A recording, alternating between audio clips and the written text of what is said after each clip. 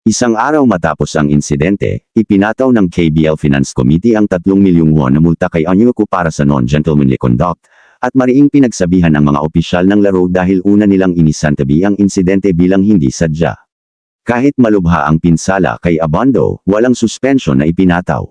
Inaasahan ngayon na hindi makakalaro si Abando ng mga isang buwan o higit pa dahil sa maraming pinsala sa ulo, palso, at likod.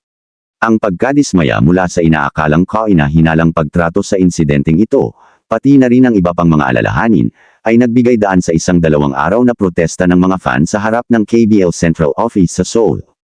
Matapos ang pangyayari, nilinaw ng isang ulat ng Naver Sports ang potensyal na pangunahing aspeto ng isang civil lawsuit, kung desidido ang kampo ni Abando na ituloy ang kaso.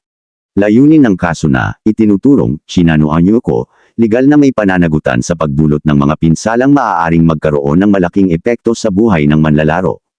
Bukod dito, binibigyang diin ng ulat ang multang ipinataw ng KBL kay Onyeko na nagpapatunay sa hindi maayos na asal ng Goyang Sono import.